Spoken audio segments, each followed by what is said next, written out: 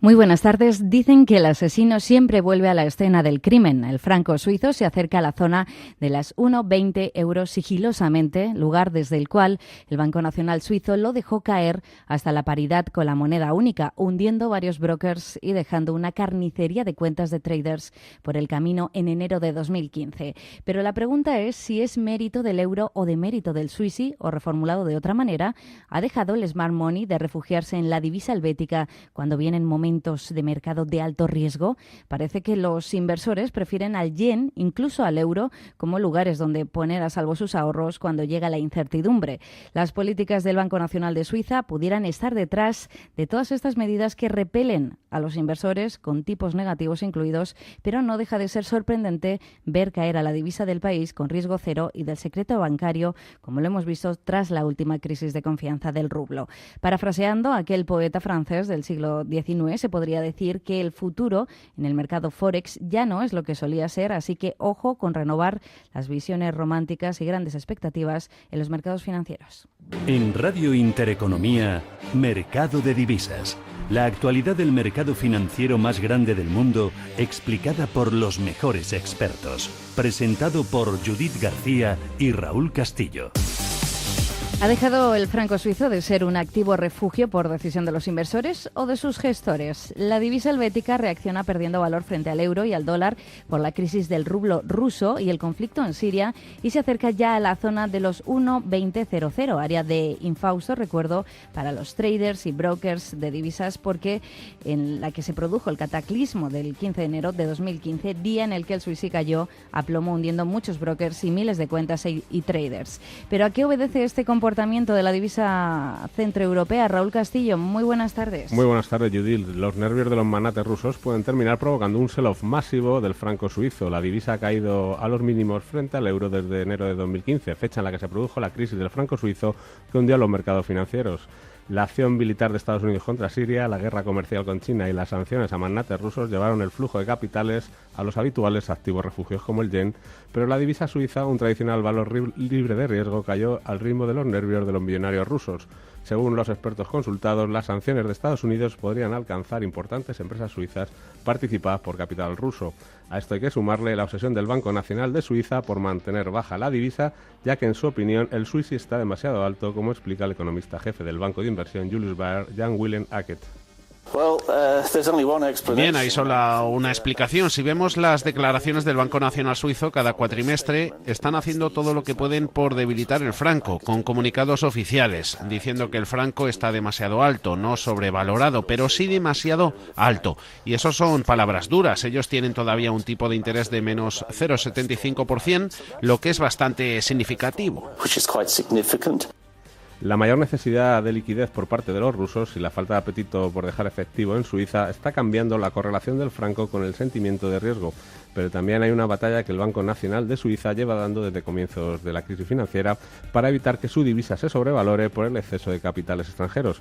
Para una economía pequeña y abierta como Suiza, quedar atrapada en una guerra geopolítica es extremadamente arriesgado.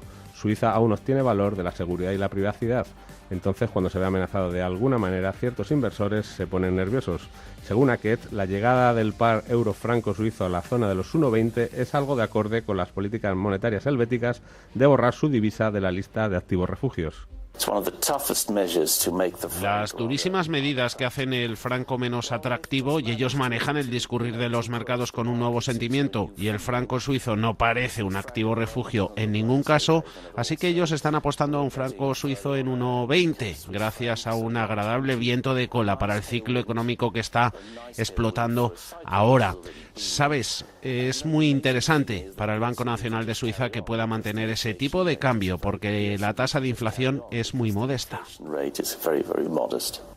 El Swiss National Bank ha desplegado tasas de interés negativas e intervenciones en el mercado de divisas en los últimos 3 años para controlar el aumento del franco y no dañar a la economía suiza dependiente de las exportaciones.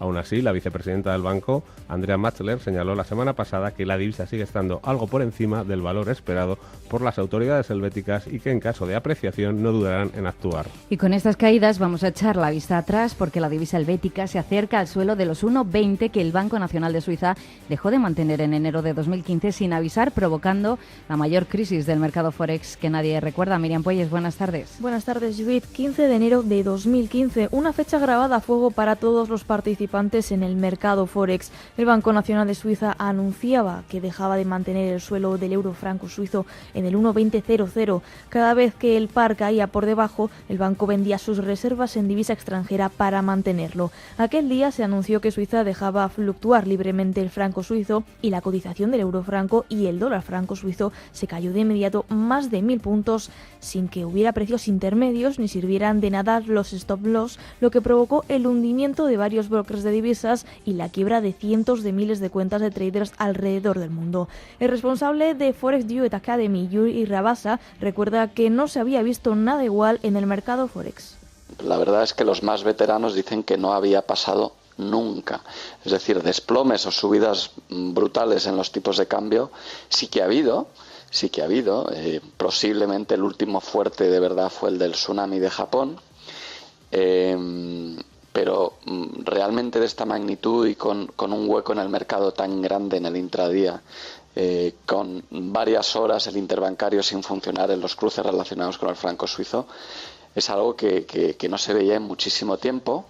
Después de la gran caída y en el último tramo de la crisis financiera, el franco suizo se ha ido apreciando poco a poco y ya mira de cerca la famosa zona de los 1,20 que todos los traders recuerdan. Sin embargo, el Banco Nacional de Suiza sigue con políticas muy molestas para aquellos inversores que quieran trasladar su inversión al país helvético, como es la tasa de interés negativa que obliga a pagar un 0,75% a aquellos a que depositen dinero en el país. El objetivo sigue siendo controlar la divisa y facilitar las exportaciones, muy dañadas por la fortaleza de la divisa cada vez que se produce un evento que obliga a los inversores a trasladarse a activos refugios. Sin embargo, el franco suizo parece no querer ser más activo refugio, tal como explica el economista jefe del Banco de Inversores de Inversión, Julius Baer, Jan-Willem Aket.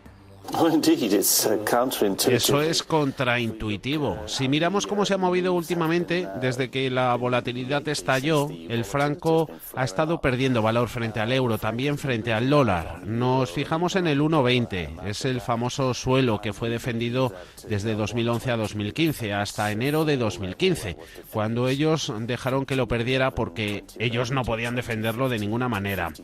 Bien, pues ese nivel es el que se alcanza ahora.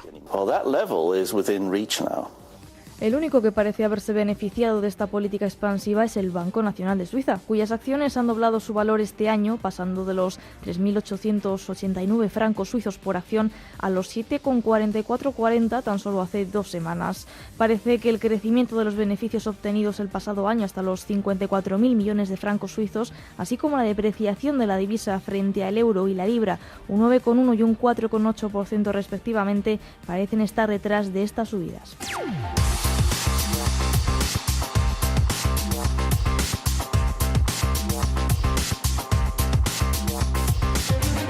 Y el desencadenante de esta debilidad del franco suizo parece ser el rublo. Nuevas caídas para la divisa rusa después de que se anunciaran nuevas sanciones a las empresas del país que comercian con Siria. La moneda vive su peor momento en muchos meses y acumula caídas frente al dólar cercanas al 9%. El rublo ha perdido más de un 9% de su valor en tan solo una semana frente al dólar, al calor de las noticias que anunciaban sanciones para los oligarcas rusos por parte de Estados Unidos. Los inversores están saliendo de los activos rusos a medida que las relaciones cada vez más deterioradas de Rusia con Occidente crean incertidumbre sobre hasta dónde llegarán las sanciones estadounidenses. Sanciones que están afectando a empresas cuyos responsables están en el círculo de poder del presidente ruso Vladimir Putin, lo que hace que aumente la volatilidad de la divisa rusa, como explica el economista jefe de Deutsche Bank, David Folkers.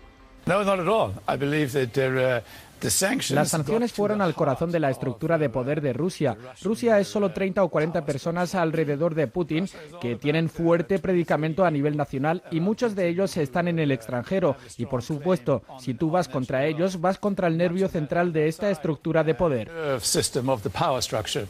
La vicegobernadora del Banco Central ruso, Ksenia Yudadeva, calificó la situación de bastante estable, agregando que el Banco Central no intervendrá en el mercado de divisas a menos que existan riesgos para la estabilidad financiera.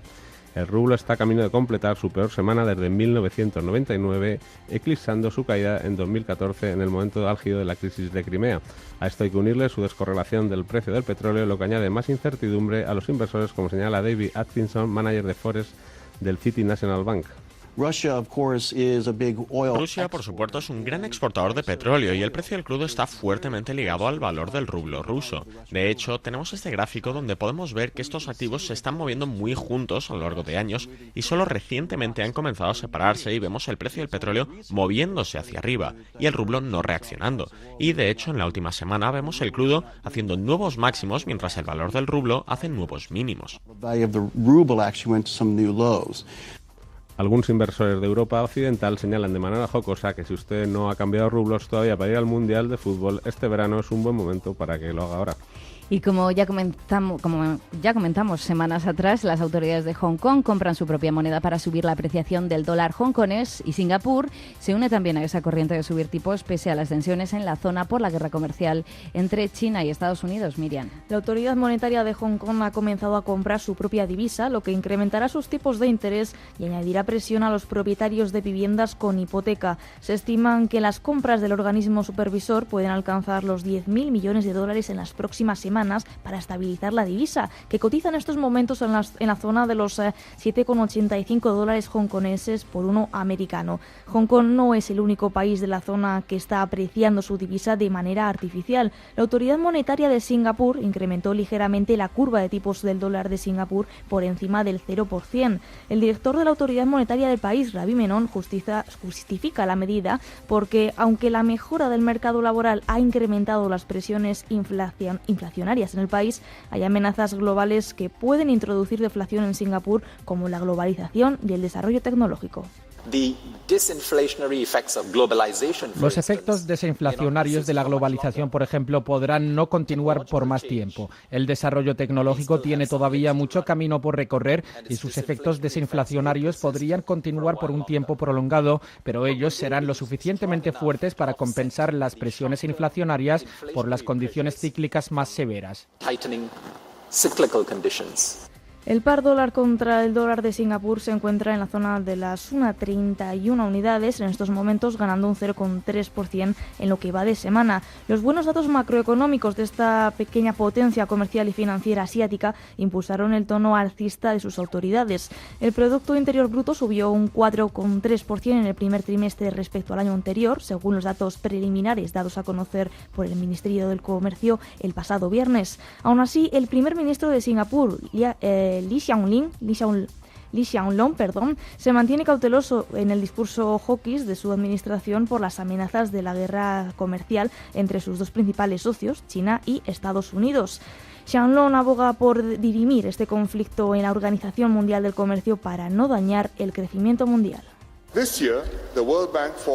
Este año el Banco Mundial predijo que el este de Asia y Pacífico crecería en un 6,2%, el doble del crecimiento global esperado, que es de un 3,1%. Pero para sostener el dinamismo económico de Asia, los países tienen que permanecer abiertos y conectados unos a otros y el sistema multilateral de la Organización Mundial del Comercio debe mantenerse como base del comercio global.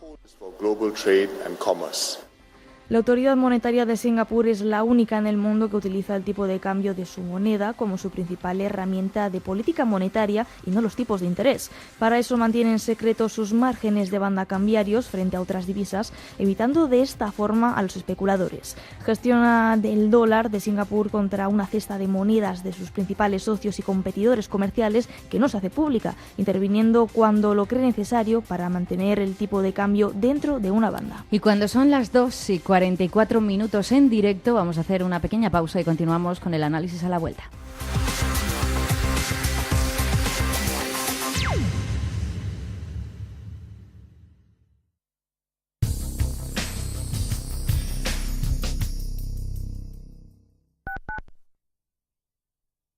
¿Le gustaría aprender a invertir en los mercados financieros? Asista de manera gratuita a las jornadas de trading CFDs, Forex y mucho más que Admiral Markets organiza el 22 de marzo en Madrid. Con Admiral Markets aprenderá a operar en los mercados financieros con diferentes estrategias y análisis en tiempo real.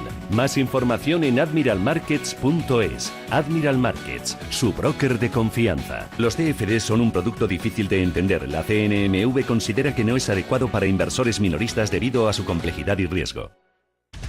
Atención, atención.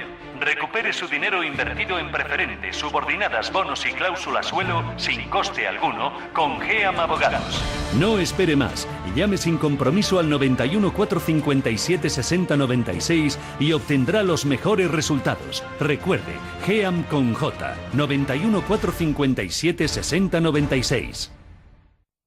Ecogestiona, el primer programa de economía y medio ambiente. Conoce cómo las empresas integran la sostenibilidad en sus modelos de negocio y consiguen ser rentables cuidando de nuestro entorno. Todos los viernes de 2:30 a 3:30 de la tarde. Presentado por Javier Martínez. Ecogestiona. Desde 2002, el restaurante Asador y Yumbe ofrece lo mejor de la cocina vasca en Madrid. La selección cuidada de los productos desde su origen y el trato cercano son señas de identidad de nuestro restaurante. En Iyumbe apostamos por una cocina en la que priman los sabores, basada en el producto de temporada y que mima al máximo la calidad de sus platos. Estamos en Madrid, en Paseo de la Castellana 172, en el 91 867 5902 y en La Moraleja, en Avenida de Bruselas 9, en el 91 490 1096. Restaurante Asador Iyumbe.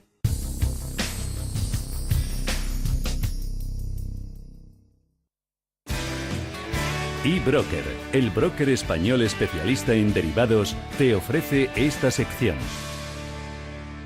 Como ya saben nuestros oyentes, como siempre a estas horas, vamos a analizar con los que conocen los mercados financieros para aprender nuevas formas de acercarnos a ellos de manera segura, sencilla y transparente. Hoy vamos a buscar nuevos sistemas de trading en activos nuevos con Alejandro de Luis, editor de la revista ISPA Trading y formador de eBroker. Alejandro, muy buenas tardes. Buenas tardes.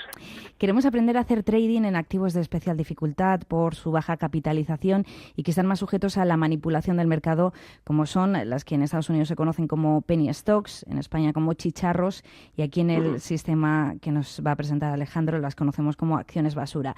Queríamos, Alejandro, que nos explicaras bien qué son estas acciones basura y cuáles son las características que les diferencian, por ejemplo, pues de un Telefónico a Banco Santander, para que la gente sepa cómo identificarlas. Bueno, la principal diferencia es, como bien has comentado, la baja capitalización, también la reputación de las compañías y por supuesto también, normalmente, pues el volumen negociado diariamente. También otro requisito pues suele ser incluso el valor de la propia compañía. Entonces, bueno, en función de la clasificación que podamos hacer, pues podríamos fijarnos, por ejemplo, en que compañías, independientemente de cuál fuera su situación financiera, aunque no suele ser muy buena, por debajo de $1, pues ya podríamos denominar como una penny stock o como un chicharro, como una acción basura. También en función del mercado en que cotice. Por ejemplo, en Estados Unidos, como bien comentabas antes, en los mercados regulados, pues hay ciertos mercados que están especializados en ese tipo de compañías, ¿no? Mercados OTC, en concreto en Estados Unidos, pues hay 3 tipos de mercados. En función de las exigencias que se pidan a estas compañías, pues tienen más o menos riesgo, ¿no? Por ejemplo, el más arriesgado de todos sería las OTC Pink. En este caso pues son las compañías más especulativas de todas, en el que incluso nos encontramos situaciones que están compañías que están en una situación financiera bastante complicada, ¿no? Y pues algunas prácticamente en bancarrota, ¿no? Directamente se las deriva a ese tipo de mercados y ya sabes que lo que te vas a encontrar en ese mercado pues es una acción de estas características. La principal diferencia, obviamente, con una compañía de gran capitalización y de una gran reputación, pues está en esto, ¿no?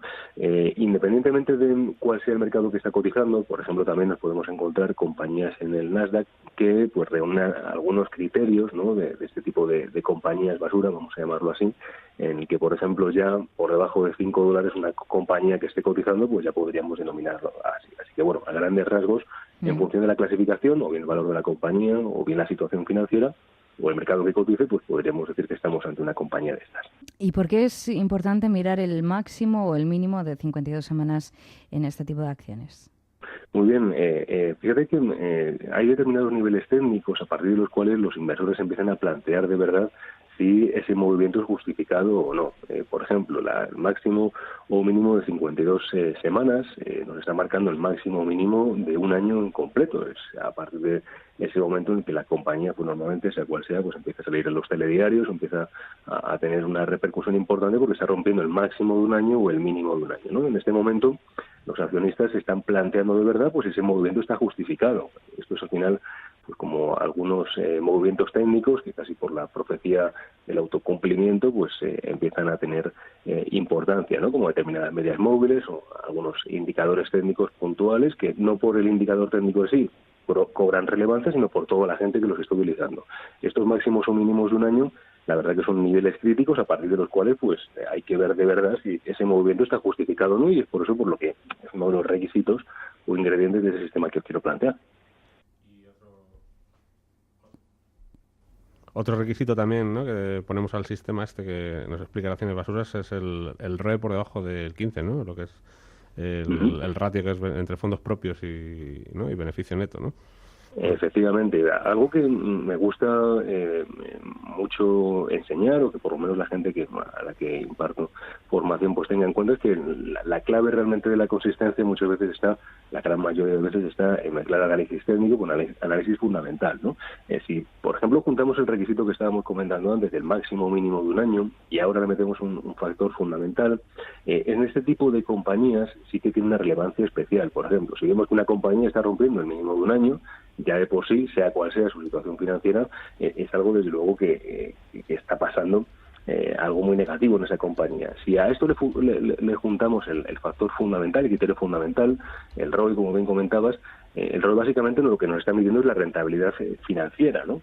Básicamente todos entendemos que nadie quiere estar en un negocio que no es rentable. Si encima muestra técnicamente pues qué precios se está hundiendo, pues muy probablemente cuando rompa determinados niveles pues todo el mundo va a salir despavorido de esa compañía. Entonces el ROE precisamente lo que nos está ayudando a entender es que esa compañía no es rentable. El criterio para aquellos que utilizan screeners o algunos escáneres de mercado sería el -15, de tal forma que viéramos que esa compañía no solamente técnicamente se está hundiendo, sino que además está perdiendo dinero, y esa es la esperanza que tengan los accionistas de recibir, pues en este caso, pérdidas de esa compañía, ¿no? Con lo cual podemos decir que es una joyita de negocio, así que sería pues un criterio técnico a partir de la cual pues podríamos vender esa compañía. Bueno, tenemos los criterios ya, que es el mínimo de 52 semanas, el ROE por debajo de 15, y el tercer criterio sería el tema de los insiders. ¿Qué son los insiders y qué papel juegan y por qué no hay que operar acciones en las que haya muchos insiders? Ajá, bueno, en este caso habría que intentar no operar vendiendo compañías, ¿no? Precisamente si estamos utilizando una compañía de baja capitalización, sabemos que los insiders pues tienen un poder especial. Un insider es un consejero o un accionista relevante de una compañía que está realizando operaciones de compra y venta de esa compañía, ¿no?, de esos títulos de la empresa. Básicamente lo que entendemos es que estos consejeros o accionistas relevantes pues lo que tienen es normalmente una información privilegiada de la compañía, con lo cual si ellos tienen una participación importante en la compañía, una compañía de baja capitalización, pues normalmente si tienen más de un 5% de la compañía, más de un 10%, pues esa compañía extrañamente será muy propicia a tener sorpresas positivas, de tal forma que vamos a intentar no estar en estas compañías, recordamos, acciones basura, comprados.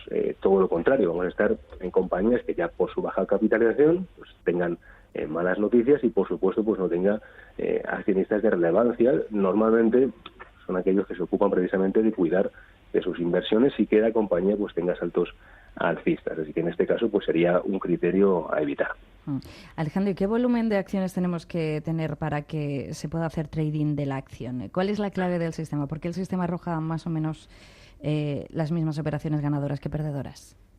Bueno, en este caso el volumen de las acciones que tenemos que tener en cuenta, pues al final entra un poco el sentido común. Normalmente compañías como mínimo con un volumen de 100.000 acciones diarias, pues no suele ser muy rentable, no suele ser muy operable, que diga, por los deslizamientos que tiene. Y si ponemos la gráfica de un minuto de cualquiera de ese tipo de compañías, pues veremos que la compañía pues va pegando saltos en su cotización y normalmente pues del precio al que queremos ejecutar al que finalmente nos acaba dando el mercado, pues hay una diferencia importante, lo que llamamos el deslizamiento. Operar con compañías que tengan un volumen diario menor a esto, de los 100.000, pues normalmente no suele ser muy buen negocio. Respecto a lo que estabas comentando, el sistema este que os estoy presentando, un sistema que he auditado por bastante tiempo y que, bueno, pues pueden ver los nos escuchen en mi blog, el Club de Gecko, algunos resultados. Básicamente entendemos que la ganancia, el porcentaje de aciertos está entre un 50 y 50. El porqué de este porcentaje de aciertos, vamos a llamarlo así bajo, que tampoco es bajo, está porque intentamos coger ganancias medias muy amplias, de tal forma que este es un sistema, pues podríamos decir que es medio tendencial, ¿no? Los sistemas tendenciales al final pues intentan beneficiar de ganancias medias amplias, mientras que el porcentaje de aciertos pues baja un poco, ¿no? Este sistema, como decíamos, es un sistema tendencial y por eso pues tiene una ganancia media, aproximadamente un 3, un 4 a 1, pero con un porcentaje de aciertos en torno al 50%. Bueno, pues ya tenemos todas las condiciones, ¿no?, de que se tienen que cumplir para entrar en el sistema. Ahora explícanos cómo organizar la entrada al mercado. Ajá. Mira, Raúl, la forma de entrar al mercado de la mejor manera, como ya hemos explicado otras veces precisamente en este mismo espacio, hay que intentar evitar siempre los periodos de distribución, es decir, momentos en los que veas la compañía subir en vertical o bajar cayendo, que mientras está desplomando, normalmente no es un buen negocio meterlos. Es un síntoma de que normalmente llegamos tarde. Así que, a pesar de que necesitemos una tendencia bajista, lo ideal es que justamente antes de lo que es el mínimo de 52 semanas de un año, la empresa se quede cotizando en rango, varios días en rango. Cuando finalmente acaba rompiendo el soporte, el mínimo de este año, de 52 semanas, y cumple los parámetros, tenemos la participación de insiders menor a un 5%, tenemos un ROE negativo del menos 15%, en ese mismo momento lo que hacemos es vendemos el soporte y colocamos el stop justamente por encima de lo que fue la última resistencia. Normalmente nos deja ahí un nivel de referencia claro, un último swing en un gráfico horario. Normalmente ahí lo colocamos. Lo que hacemos es que intentamos acompañar la compañía siempre mientras esté cayendo, de tal forma que vamos bajando el stop conforme vaya marcando nuevos niveles de resistencia. El mercado sigue cayendo, hace pues normalmente una parada del precio, cuando finalmente acaba rompiendo el último nivel de soporte, lo que hacemos es que vamos bajando el stop paulatinamente por debajo de lo que es el último nivel de resistencia marcado. De esa forma acompañamos a la acción, a esta penny stock, mientras sigue cayendo, y la acompañamos hasta que nos dé oportunidad. Hay veces que cogemos recorridos más grandes, veces que cogemos un recorrido más corto. Es por eso por lo que por adelantado no podemos saber cuál va a ser nuestro objetivo de ganancia, sino que simplemente, como es un sistema tendencial, como decíamos antes, pues intentamos acompañar a la compañía en su recorrido, esperando pues que se siga desplomando hasta el nivel de cero. Así que es lo que intentamos hacer. Pues ya saben, para usar estos sistemas en la plataforma de eBroker pueden entrar en el apartado de formación de ebroker.es y allí van a encontrar toda la información en un vídeo donde Alejandro explica todo esto con un poco más de detalle. Y para quienes no se sientan cómodos del todo haciendo trading, eBroker, el broker español especializado en sistemas de trading automáticos, le permite por una pequeña cantidad mensual alquilar un robot probado y testeado que hará las operaciones por usted. Si quiere más información de los sistemas de trading automáticos, lo encontrará todo en el apartado de productos en la zona de sistemas automáticos. Con un clic puede poner en marcha su robot que gestionará sus capital por usted. Muchas gracias, Alejandro, por haber estado este miércoles con nosotros y buenas tardes. Te esperamos el próximo miércoles. Muchas gracias, a vosotros, como siempre. Un saludo, Raúl, hasta ahora. eBroker te ha ofrecido esta sección.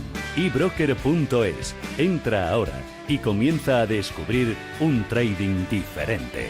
Los CFD son un producto difícil de entender. La CNMV considera que no es adecuado para inversores minoristas debido a su complejidad y riesgo. Y vamos con más cosas cuando estamos a punto de alcanzar las 3 de la tarde. Vamos a recordarles primero a nuestros oyentes cómo contactar con nosotros. Si tienen cualquier duda que preguntarnos sobre el mercado de divisas, pueden mandarnos un correo a mercadodedivisas@intereconomia.com, o también nos pueden escribir un WhatsApp o mandarnos un audio, un mensaje de voz al teléfono 644 87 18 47, 644 87 18 47. Y vamos a hablar ahora en los próximos minutos del peso mexicano. En el arranque de la semana, la moneda mexicana aprovechó la coyuntura de debilidad del dólar en el mercado internacional y la perspectiva favorable en torno al Tratado de Libre Comercio de América del Norte para alcanzar su mejor momento en casi 7 meses, aunque el retroceso observado en los precios del petróleo limitó su avance. ¿Quieren saber cómo ha llegado la divisa mexicana a convertirse en una de las más demandadas pese a los ataques de Donald Trump? Escuchen este reportaje de Miriam Puelles. We will make America safe again. And yes, together, we will make America great again. Thank you. God bless you. La llegada de Donald Trump a la presidencia de Estados Unidos no solo supuso un punto de inflexión en la política y en la economía norteamericana, sino que influyó en todo el mundo y, en consecuencia, en sus mercados, o al menos eso se pensaba. Tal fue el impacto que el cambio del dólar con el peso mexicano creció en el entorno de los $22, pese a que actualmente se sitúa alrededor de los 18, y que el que fuese en aquel entonces ministro de Hacienda azteca, José Antonio Meade, convocó a los medios de comunicación para tranquilizar a los mercados. El resultado de la elección no implica un impacto inmediato en el marco normativo que regula el comercio de bienes y servicios, flujos financieros o la capacidad de las personas para viajar entre ambos países. Nuestro marco de finanzas públicas y la fortaleza de nuestras instituciones públicas y privadas nos permiten evitar reacciones prematuras que se adelanten a hechos que ahora desconocemos. Más allá del pensamiento popular, el peso mexicano actuó contra la teoría prevista. Realmente uno pensaba que el peso mexicano se iba a seguir depreciando. Y sucedió todo lo contrario. El peso mexicano comenzó, a partir de que Trump asumió, comenzó a ganar terreno. Y la realidad es que al día de hoy, si uno mira desde el 20 de enero más o menos, que fue cuando Trump asumió, a la fecha de hoy, está un 15% cayó el dólar frente al peso mexicano. O sea, el peso mexicano se apreció en términos generales. Así lo señala Martín Pereira, Client Trading Services de Deep Markets, que insiste en que ni su propuesta más polémica ha afectado a la divisa mexicana. Es un tema que no es popular, polariza demasiado a las opiniones, pero en los números y cuando uno mira en las inversiones, en las acciones, en la moneda, no ha tenido demasiado impacto. Y eso que tras el reciente anuncio del presidente estadounidense de enviar a la frontera entre 2.000 y 4.000 militares para garantizar la seguridad estadounidense antes de que finalmente construya de facto su famoso muro. Su homólogo azteca, Enrique Peña Nieto, hasta entonces en silencio, le advirtió. Si sus recientes declaraciones derivan de una frustración por asuntos de política interna, de sus leyes o de su Congreso, diríjase a ellos, no a los mexicanos. Entonces, ¿ha habido alguna medida anunciada por el presidente estadounidense que haya desestabilizado el peso mexicano desde su llegada al poder? Cuando uno vio que, por ejemplo, Trump asumió, comenzó, por ejemplo, a invitar a muchas empresas, sobre todo del sector automotriz, que es muy importante para México, el sector automotriz, a traer sus inversiones y sus plantas a Estados Unidos. Bueno, eso fue una de las primeras medidas efectivas y muchas empresas americanas anunciaron, ¿no?, que iban a relocalizar ciertas plantas. Y bueno, y ahora últimamente uno sabe, ¿no?, que han empezado a negociar todo lo que tiene que ver el aluminio, el acero, el sector maderero, un montón de cambios en tarifas y el acuerdo con el NAFTA que aún está en negociación. Pero lo cierto es que los datos macro mexicanos respaldan la estabilidad que citaba Pereira en un comienzo. Este apunta a la estabilidad del IPC y a las perspectivas de crecimiento como dos puntos destacables, porque la economía mexicana crecerá, o así lo respalda el FMI al incrementar sus previsiones de crecimiento para este 2018, del 1,9% estimado en octubre al 2,3% este enero y del 3% de cara a 2019. Solo el jueves pasado el gobernador del Banco de México, Alejandro Díaz de León, frenó el aumento de los tipos al mantener el tipo del dinero el del 7,5% y justo después de conocer que el IPC se quedó en el 5%, menor de lo esperado, eso sí, pero por encima del 3% fijado por el Banco Central. Aunque este optimismo, según Pereira, podría haberse trucado a partir del 1 de julio. El motivo, las elecciones presidenciales mexicanas. Todo el mundo anticipa que el peso mexicano se debería depreciar, sobre todo porque el principal o el que está en las encuestas como que va a ganar el López Obrador, y que hay mucha preocupación, sobre todo cuando uno habla con el sector financiero, con los bancos, con los inversores, le genera cierto temor qué medidas puede llegar a tomar. Para 2 de 3 agencias de calificación más importantes del mundo, Moody's y Standard & Poor's, en cambio no lo ven así y señalan que habrá estabilidad económica gane quien gane los comicios. La primera incluso cambió de negativa a estable la calificación crediticia del gobierno mexicano el 11 de abril. Que se arrepienta o no y cómo avance el peso mexicano desde todas las perspectivas solo se sabrá con el paso del tiempo. XM, el broker líder mundial en Forex y CFDs con más de 1 millón de clientes y regulado por la FDA, apuesta por la formación junto a Academia de Mercados, división formativa de la multinacional de prop trading OSTC. Somos traders que formamos traders. No puede faltar un miércoles los consejos de Academia de Mercados, este espacio que dedicamos todos los miércoles a enseñar a nuestros oyentes cómo batir al mercado y cómo gestionar sus ahorros por sí mismos. Vamos a saludar ya a José Manuel Ayllón, trader de Academia de Mercados. José Manuel, muy buenas tardes. Hola, buenas tardes, Judith. Vamos a mirar los datos que nos rodean. Tenemos varios días seguidos de caídas en las bolsas chinas, tocando los niveles más bajos en 2 meses, que han provocado la caída del dólar neozelandés y el australiano. En Europa tuvimos una decepcionante encuesta ZEW de sentimiento económico en Alemania, con 87,9 en lugar de 88 esperado. La libra, que frena su subida por los flojos datos de crecimiento de los salarios. Y en América el dólar sigue cayendo y alcanza el dólar index el mínimo de 3 semanas. Además, ahora mismo tenemos reunión del Banco de Canadá sobre tipos de interés y rueda de prensa en 1 hora aproximadamente. Con todo este panorama macroeconómico, ¿seguir apostando contra el dólar es la mejor opción, José Manuel? Bueno, pues realmente vemos, como comenta Judith, de que todo está ahí relacionado con el dólar, con China. Respecto a China, vemos que es un país que tiene mucha influencia en el resto del mundo, aunque quizás nosotros aquí en España muchas veces no seamos conscientes de ellos, y vemos precisamente que toda esta caída, todo este estancamiento, ¿no? Pues aún así yo diría que se pueden prever recuperaciones en China, simplemente pues teniendo en cuenta que en el día de ayer conocimos que el PIB anual está en el 6,8%, que es lo esperado, manteniéndose en unas cifras pues bueno, totalmente envidiables, ¿no? Sí que es cierto que justo lo que comentas, ¿no?, del dólar neozelandés y del australiano, hay que tener en cuenta el por qué se ven tan influenciados, y para ello es interesante que sepamos que simplemente en el caso de Nueva Zelanda el 20% de sus exportaciones son a China, y para Australia es el 35% de sus exportaciones las que son a China, que es más del triple del segundo país al que más exportan, que es Japón. Para que nos demos cuenta de esta importancia, pues bueno, pues simplemente veamos que porcentualmente le supone lo mismo Australia las exportaciones a China sobre su economía que a España las realizadas a Alemania, Italia, Reino Unido y Portugal juntas, para que nos hagamos una idea. Eso hablando de porcentualmente, ¿no? Entonces vemos la gran importancia que tiene para Australia pues esas exportaciones que hace a China. Por lo tanto, claramente vemos ahí que están muy influenciados, ¿no?, por el gigante chino. En cuanto a la encuesta CIU en Alemania, pues vemos que ha sido pues decepcionante, un poquito peor de lo esperado, de hecho es el peor dato del año, frena así la confianza implantada en Europa, y en ese sentido vemos que los datos macro están afectando a todo el mundo. Si acabamos de decir que en China pues no estábamos contentos, ¿no?, con los resultados, vemos que en Europa nos vamos a lo mismo, y aquí precisamente podría reinar ese el y tú más, de que en Europa pues no se recibe un impacto por debajo de otros países, por lo tanto pues bueno, no tiene por qué caer más que otros países, ¿no? Precisamente en la libra, esa subida frenada por los datos de crecimiento de los salarios, y en América, que el dólar sigue cayendo, de hecho, como comentabas, que alcanza el dólar index el mínimo de 3 semanas, pues bueno, pues realmente en cuanto a la libra, las dos noticias que vimos ayer pues van de la mano, es decir, flojos datos de salario y a la vez bajada de desempleo, es decir, en ese sentido nada extraordinario. En cuanto al dólar, sí que es cierto que las noticias macro son las que están manteniendo el ritmo y no están siendo negativos, pero lo que está castigando al dólar precisamente, pues podríamos decir que es esa incertidumbre, ¿no?, que genera tanto la guerra comercial como el conflicto sirio.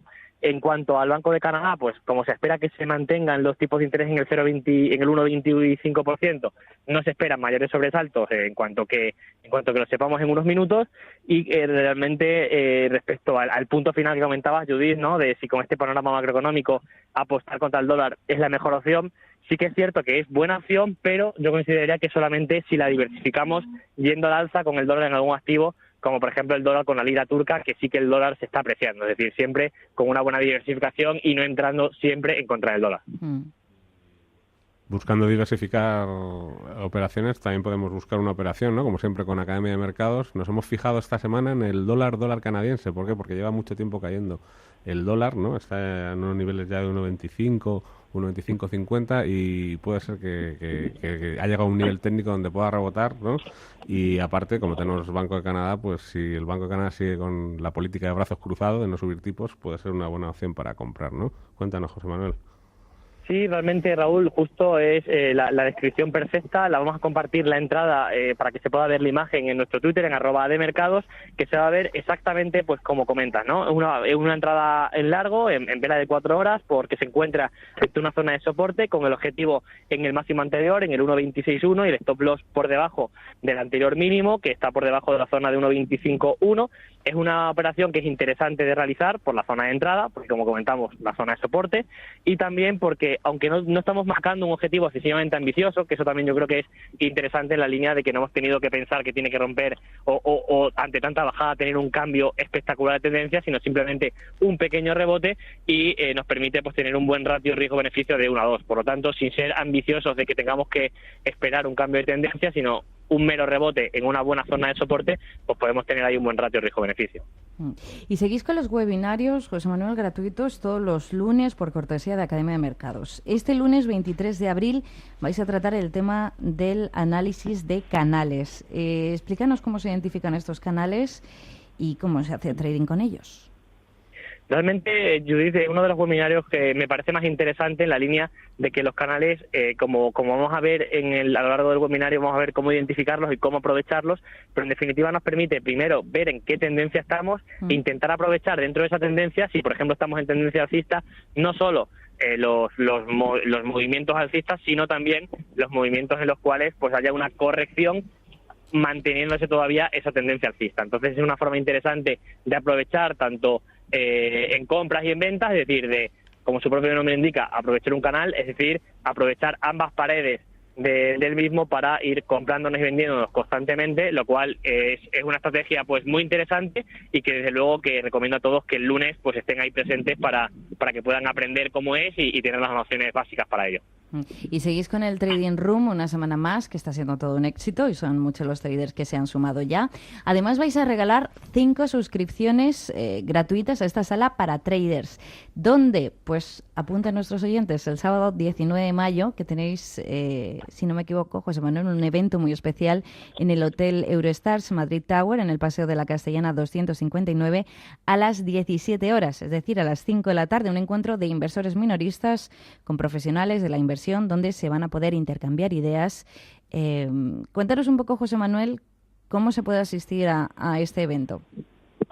Sí, pues bueno, realmente creo que sobran las palabras, ¿no? Con todo lo que has dicho, va a ser un evento muy, muy interesante. Para ello les recomiendo a todos que entren en nuestra página web, que nos pregunten tanto por las redes sociales, por Twitter, @admercados, como por el formulario de nuestra página web o nuestro número de teléfono para conocer justo en detalle cómo tienen que proceder. En este caso, al final del registro, pues tendrán que hacerlo por la página de XM, entonces podremos ayudarles a ello. Y realmente es un evento que, como comentas, Judith, muy, muy interesante, donde 5 ponentes, 2 de Academia de Mercados, pues hablarán de temas financieros de actualidad y encima pues habrá ese sorteo de 5 suscripciones de un mes al Trading Room Virtual Plus, que está yendo de maravillas, y recordamos que está el Trading Room, que se recibe, pues aparte de ese análisis en vivo que van a ver de un trader martes, miércoles y jueves de 3:30 a 4:30, así como ir viendo pues diferentes análisis de cómo van cambiando las principales divisas. También en el Plus pues tendrán acceso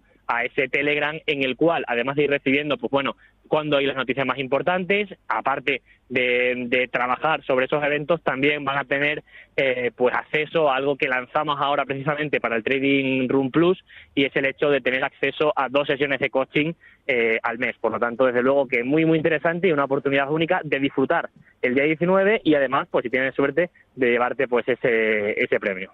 Pues esas fechas ya apuntadas en el calendario. Y para los que quieren seguir el resumen de la sesión de lo que pasa en el mercado Forex todos los días, ya saben que pueden hacerlo en la página web www.academiamercados.com. Gracias, José Manuel Ayllón, por haber estado con nosotros un día más, y nos encontramos, si te parece, el próximo miércoles para seguir aprendiendo. Perfecto, muchas gracias. Tenés buena semana. Si quieres más información, visita xm.com, academiademercados.com o llama al 91 186 22 79.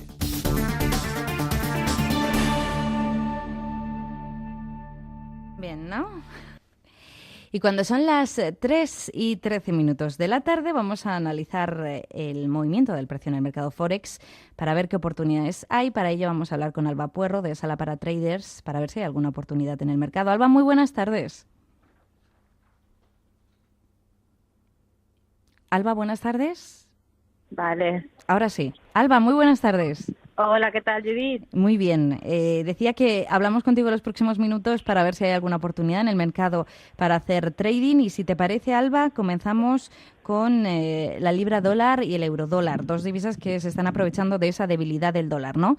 Alba, ¿cómo ves a estos dos pares? Pues precisamente vamos a empezar con libra, si quieres, que me la has dicho la primera. Ha tenido un bajón de 100 pips por lo menos, todas las libras, porque ha salido ahí un dato del IPC que peor de lo esperado y ha reaccionado así el mercado. Pero aún así, libra-dólar está en una tendencia alcista muy, muy limpia y ha llegado a la zona de 1,43.5, que son los máximos anteriores, con el dato del IPC este que te digo está cayendo. Entonces, luego en unas horas os subiré los gráficos y marco en el gráfico zonas relevantes por Fibonacci y cualquier apoyo al alza en estas zonas o en las medias relevantes es bueno para entrar largo. No obstante, hasta que no se vea ese apoyo, no se puede de momento entrar largos, porque con esa tendencia tan limpia que ha tenido y la violencia del dato esta mañana, de momento está cayendo y no sabemos hasta qué niveles. Así que esas referencias las marcaré en el gráfico para que las marquen los traders y sepan dónde esperar un giro al alza, ¿de acuerdo? Con un objetivo, si lo hace, bastante amplio, ¿eh? Estamos hablando de los 1,45,3, o sea, como más de 400 pips. Es un swing, ¿de acuerdo? O más arriba. Sería el objetivo. Y euro-dólar, desde hace 3 semanas que hablamos tú y yo, Judith, lleva en la figura chartista de cuña o de triángulo de continuación, que comentamos ya en este programa, y está a la espera de rotura, sigue dentro de ella, pero él se le está acotando el recorrido. Por definición, estas figuras son de continuación, como te digo, entonces, por definición, o sea, probabilidad, pero no es una probabilidad muy, muy alta, un 65%, se debería esperar una rotura al alza. Si esto pasa, se llegaría a los 1,26. Pero siempre comento que al final estas figuras hay que esperar a rotura, así que si lo hace a corto, la proyección se debe poner a corto, lo pondremos en gráfico luego en @mdivisas. Si es a corto, llegaría a los 1,19, al alza 1,26, así que lo pondremos, aunque por definición es al alza, pero no nos podemos adelantar, ¿vale? O sea, digamos que han aprovechado los datos, ¿no?, de esta mañana para caer y... Tanto el eurodólar no tanto, pero el libra-dólar sí. Y rebotar en los niveles técnicos, ¿no? Oye, no, todavía no ha llegado, pero sí, está aprovechando para ajustarse. ¿Y qué me puedes decir, Alba, del euro-dólar neozelandés? Que el dólar neozelandés, que ha estado muy fuerte semanas atrás, ahora está muy perjudicado, ¿no?, por todas las noticias que vienen de China. Y te voy a decir, Raúl, que tengo una figura que yo trabajo mucho, que es la onda de Wolf.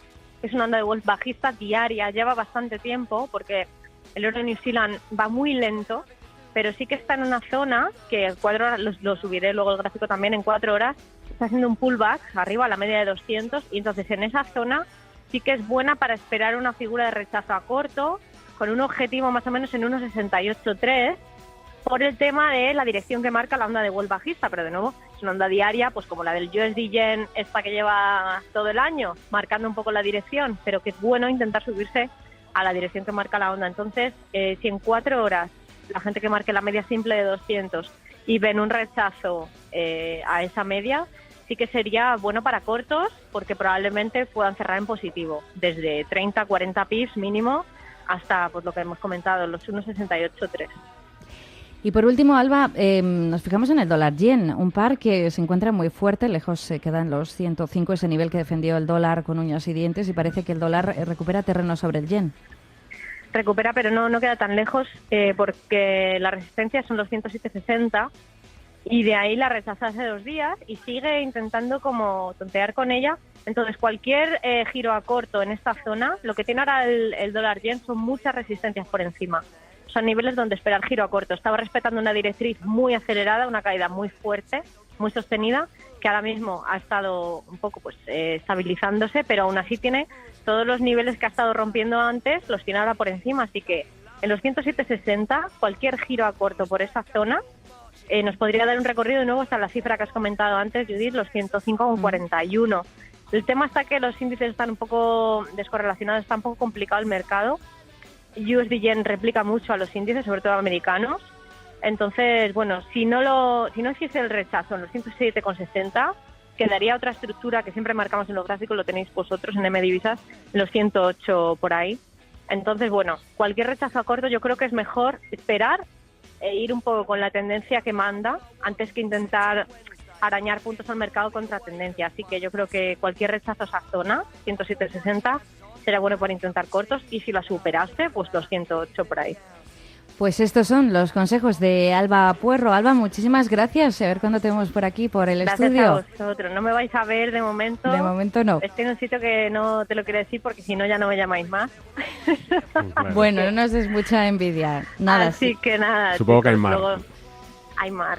Un mar turquesa espectacular. Bueno. Luego subo los gráficos que lo marquen todos los traders. Son zonas que son de swing, o sea que todavía se puede esperar la reacción del precio, pero que sí que para corto lo que hemos comentado. Perfecto. Pues ya saben, después de escuchar el programa, muy atento a todo lo que se sube en nuestro usuario de Twitter. Alba, muchísimas gracias. Un abrazo. Gracias a vosotros. Abrazos. Chao, chao.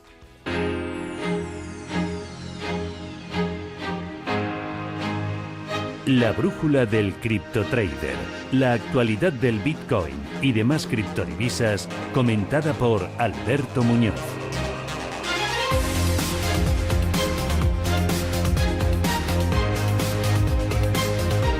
Las 3:20 de esta tarde de miércoles. ¿Cuánto interés despiertan esas criptodivisas? ¿Cuántos oyentes están pendientes? Suben el volumen de la radio. ¿Por qué? Porque vamos a hablar con Alberto Muñoz, nuestro experto en criptodivisas, profesor de Estadística y Economía Aplicada de la UNED, y ya está al otro lado del teléfono. Alberto, muy buenas tardes. Buenas tardes, Judith.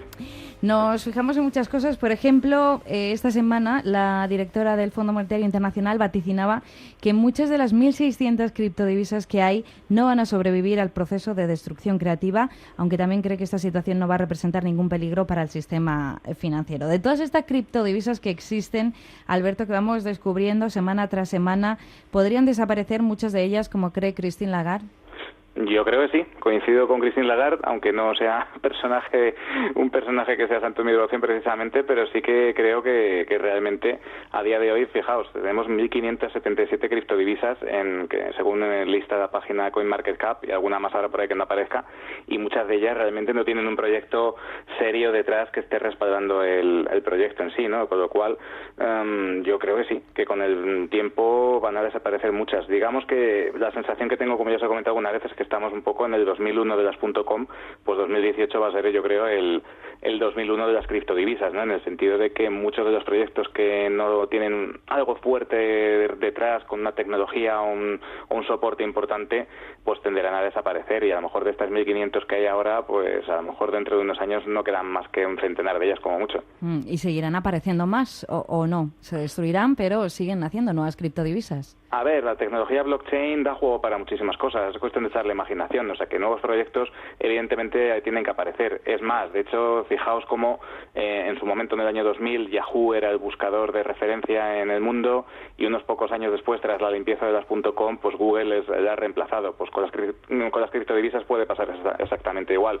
Puede que Bitcoin ahora sea la cripto de moda, o Ethereum, y dentro de 5 o 10 años perfectamente han sido reemplazados por proyectos mucho más potentes.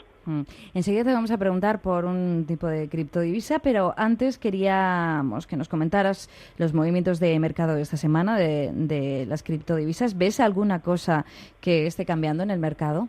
Bueno, pues sí, estamos viendo, fijaos, hablábamos el miércoles pasado de que estábamos muy cerca de la línea roja, que no se podía cruzar, que el mercado se podía hundir, que podíamos ver unas caídas muy importantes en criptodivisas, y debe de ser que la mano de Dios que mueve las criptodivisas nos debió de oír, porque justo al día siguiente, no sé si lo viste, se produjo una espectacular subida del 20% en Bitcoin y en muchas otras criptodivisas, en particular en Ripple creo que llegó a ser un 30 o un 40% la subida.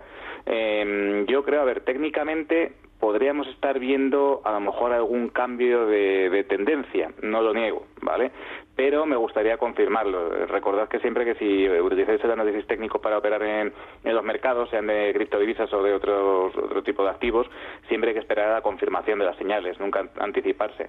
En este caso, pues vimos que efectivamente ha habido una subida muy importante el pasado jueves, que el Bitcoin superó la barrera de los 8.000 puntos, incluso llegó a 8.200, 8.300 durante el fin de semana, si no recuerdo mal.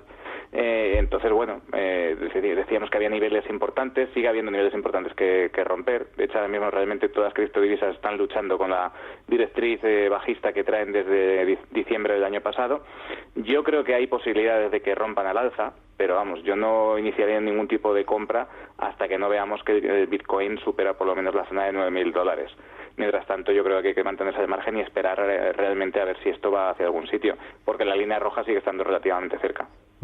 Y queríamos preguntarte, Alberto, por Tron, esa criptomoneda que anunciábamos la semana pasada, ¿no? Que parece ser que tiene un origen en China, puede ser, ¿no? Y hasta hace poco era muy desconocida y parece que va ganando popularidad.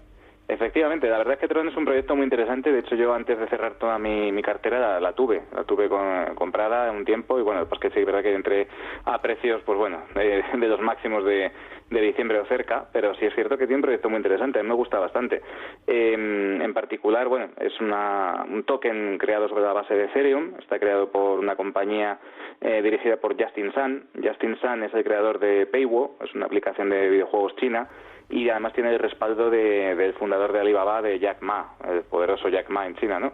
Entonces, bueno, la idea de Tron es muy sencilla, vamos a conseguir que los creadores de contenidos puedan vender directamente sus contenidos a los clientes, que no tengan que pasar por ningún intermediario. Fijaos que siempre hablamos de blockchain, descentralización, etcétera, pues aquí es la filosofía de esto, ¿no? De descentralizar las cosas en torno a los contenidos, en este caso. De esta manera, por ejemplo, cualquiera puede crear un vídeo, una imagen, etcétera, y vendérsela a alguien y recibir a cambio un pago en Tronix, que es el nombre del token con el que se pagaría, ¿no? Entonces, bueno, yo lo veo bastante interesante. Digamos que con esta criptodivisa lo que se busca además es romper, el monopolio o el oligopolio que tienen unas pocas compañías, como puede ser el caso de YouTube, por ejemplo, ¿no? Esa es un poco la idea de Tron. ¿Se podría decir entonces, Alberto, que está entre tus favoritas? Lo ha estado, como proyecto me parece muy interesante, pero ahora mismo en términos técnicos no es precisamente la mejor. Digamos que está siguiendo un poco el comportamiento del mercado. Sí es cierto que se mantiene un poquito más fuerte que Bitcoin, pero vamos, fijaos que desde los máximos que marcó en diciembre, que los marcó en torno a $0.25, ahora mismo está en 0,04, o sea, en 4 centavos de dólar. Fijaos todo lo que ha bajado. Entonces, ahora mismo, vamos, la situación técnica es muy similar que la del resto de criptodivisas. No es momento de entrar aún, aunque bueno, si se quiere apostar como un proyecto de futuro, pues teniendo en cuenta el respaldo que tiene de Jack Ma y lo interesante del proyecto, no está de más acumular en las bajadas, lógicamente. Pues con eso nos quedamos. Alberto, muchas gracias por ponernos al día un miércoles más sobre todo el mundo de las criptodivisas. Hasta el próximo miércoles. Muchas gracias. Hasta luego. Mercado de divisas, la actualidad del euro, el dólar, la libra y todo el mercado Forex. Presentado por Judith García y Raúl Castillo. Elige tu propio camino en el mundo de la inversión. Mercado de divisas, los miércoles en Radio Intereconomía de 2:30 a 3:30 de la tarde. Pues ya saben que nos quedamos sin tiempo, así que esto ha sido todo por hoy. Les esperamos aquí la semana que viene para seguir hablando de todo lo relacionado con el mercado de divisas y les dejamos ahora con Fernando Latienda y con todo el equipo de Cierre de Mercados. Adiós.